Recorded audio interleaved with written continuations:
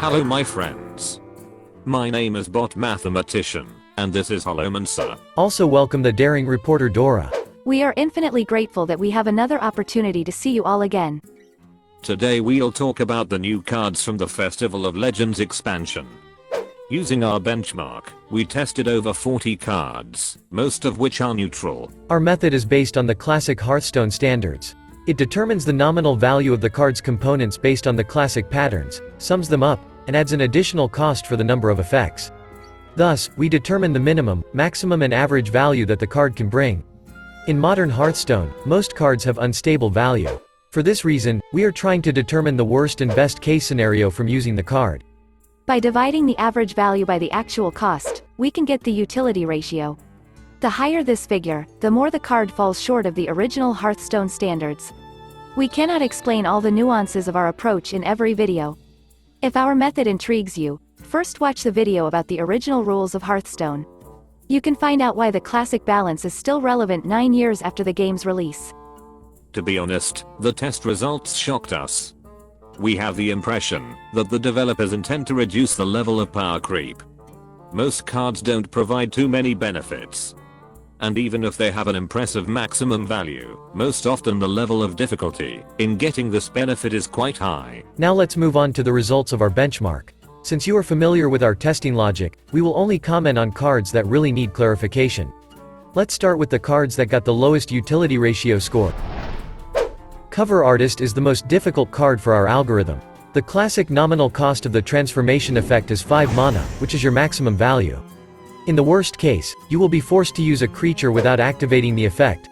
In this case, your minimum value will be 2.5 mana crystals. Having determined the average figure between the minimum and maximum value and dividing this indicator by the actual cost of the card, we get the utility ratio. In this case, this indicator is less than 1. But the features of this effect are combo potential and variable value. This means that for a more correct result, we need to consider a real example. Let's imagine that Cover Artist turned into a small copy of Neptulin. In this case, you will immediately summon 2 creatures and deal 8 damage twice. In this scenario, your utility ratio will be more than 5, which is an incredible amount for 4 mana crystals, but there is one caveat. The difficulty of getting maximum value will be very hard.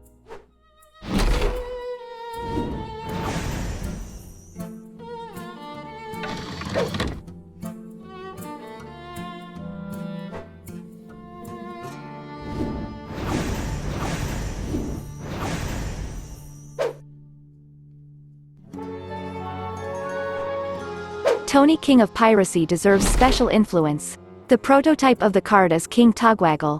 I get the impression that players don't fully understand the effect of this card. Please note the description of Tony does not have Battlecry, which means that once Tony dies, the decks will be swapped back. In terms of traditional playstyles, this effect has very little value, but the card has combo potential. Perhaps players will find non-standard methods that will make Tony generate more value. Merch Seller is a very strange card. It feels like he made a mistake with the set. Being able to put a random card on top of an opponent's deck could be useful during the Voyage to the Sunken City phase, as it would provide an opportunity to counter the dredge mechanic. This effect is a kind of analog of the Weasel Tunneler card.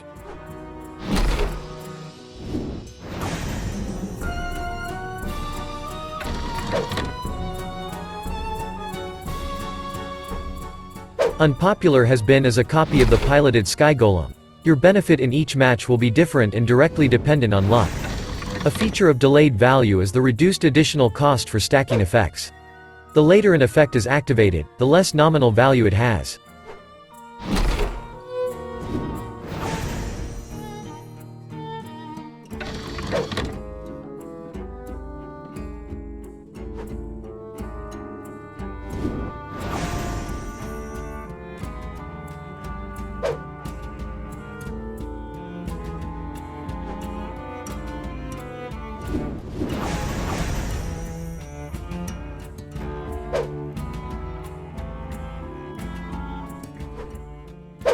Metronome on turn 6 is able to draw 2 cards.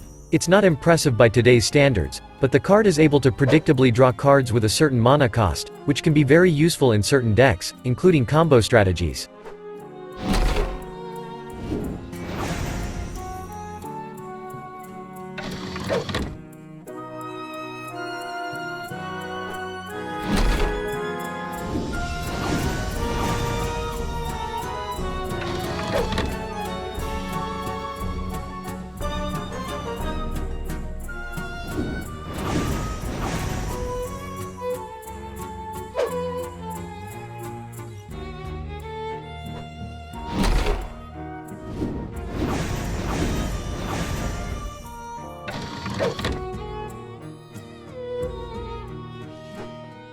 A few words about ETC Band Manager.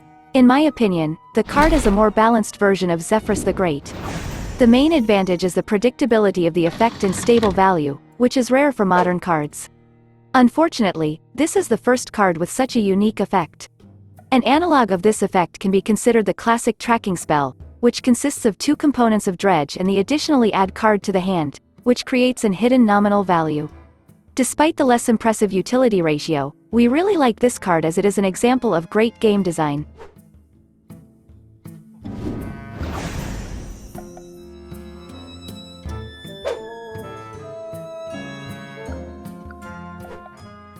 Brass Elemental has a lot of effects, but all of them in combination allow you to deal 3 damage twice. At best you can save at least 1 hit point, at worst the minion will die.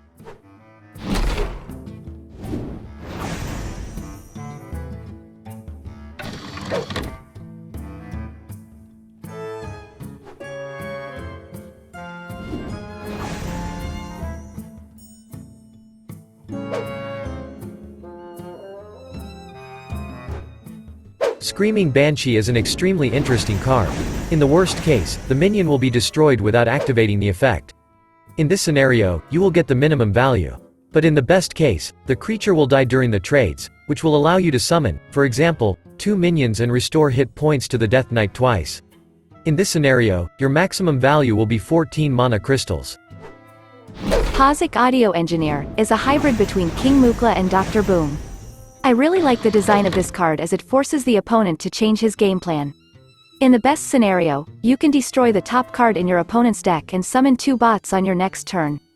In the worst case, the opponent will be forced to spend his resources on weak creatures to deprive you of advantages, thus your value will depend on the opponent. Freebird is the reincarnation of Pogo Hopper. All creatures with the charge mechanic scare us very much.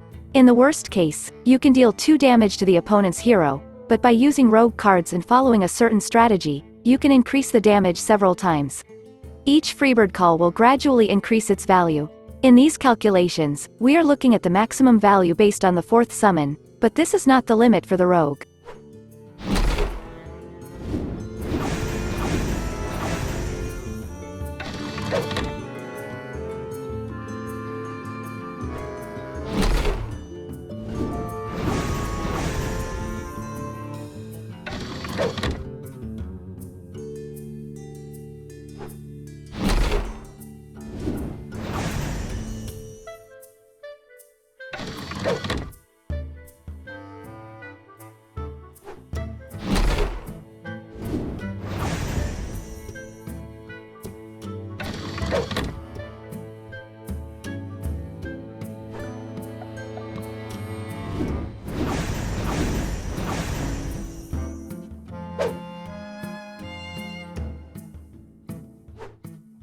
Pyrotechnician needs to be combined with other cards to activate the effect.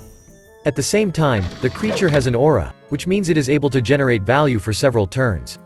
Let's imagine that you were able to cast 1 spell. In this case you will receive only 1 random spell from the School of Fire, which means your minimum benefit will be 5 mana crystals. At best, your minion will stay alive and bring you 4 more cards the next turn, for a total of 13 mana crystals, but the difficulty level of getting maximum value will be very hard. The Audio Amplifier is an example of a well-balanced card. The ability to have an 11th card in hand cannot be assigned a numerical value, while an additional mana crystal will only become available in the very late game. Thus, after the 10th turn, you will receive an additional mana crystal. If your match lasts 15 turns, then your benefit will be 5 mana. In this case, the additional cost for summing effects does not apply. The card will at least expand the possibilities of OTK decks.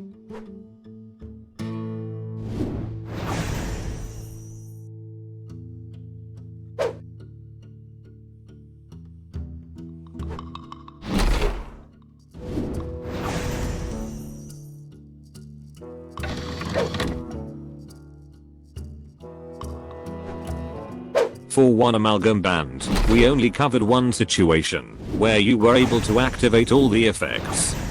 In our scenario, the card will be able to kill 2 enemy creatures, restore your life and die. The effective Starlight Groove lasts until the end of the game. This means that your real benefit will vary depending on the duration of the match and the number of activated Divine Shields. In worst cases, you will get only 1 Divine Shield, which will be equivalent to 1 Mana Crystal. To calculate the maximum value, we consider the scenario of applying the effect 7 times. Heartbreaker Hedoness is a more balanced version of Dragonbane. This is also a situational card with unstable value. If you manage to fulfill the condition twice, then you will deal 5 damage twice. Most likely this will be the most optimistic scenario. In the worst case, you won't be able to deal damage at all.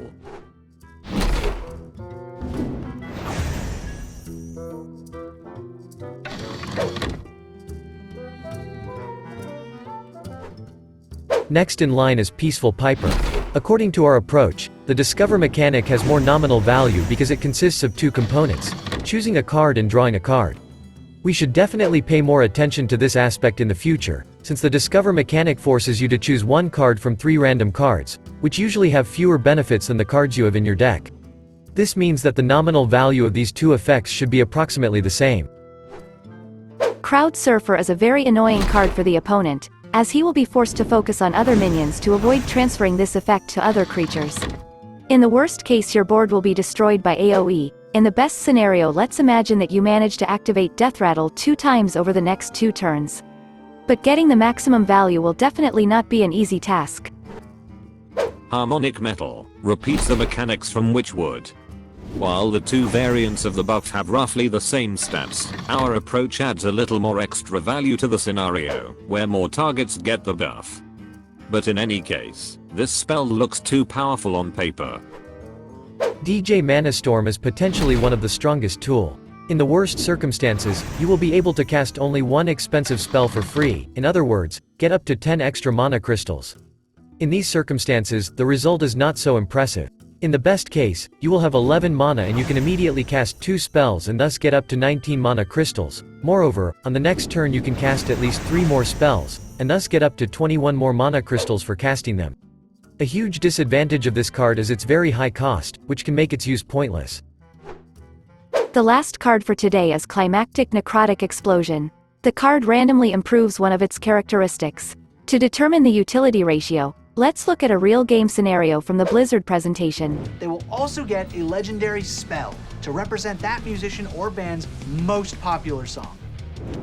Thus, the player in the video dealt damage, summoned 4 creatures, and even healed the hero. The utility ratio for this particular situation is 4.6. This is an extremely impressive result, but the problem remains the same. The card has too high a cost. If the average duration of the match is 7 turns, this card will be meaningless.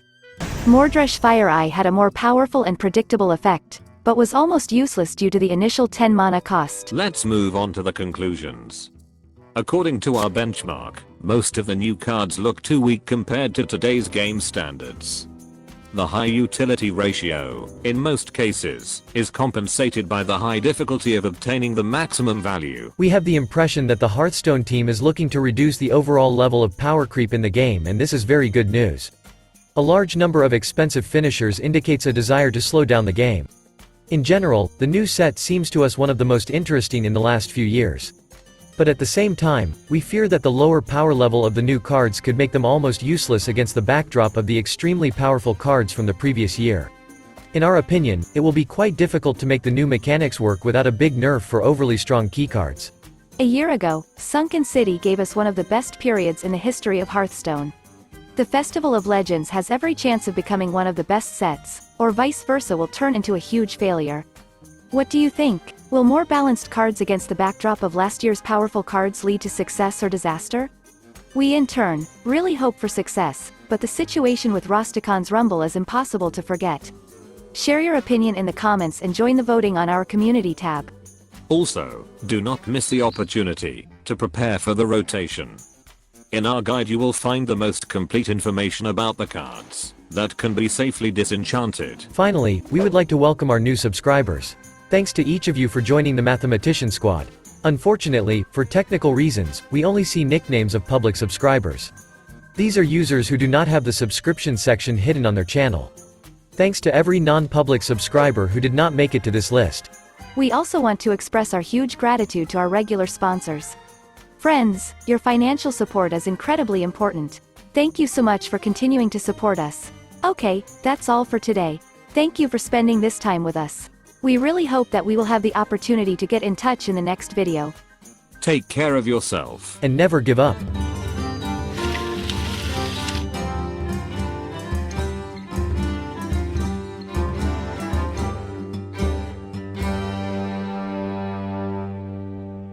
Job's done.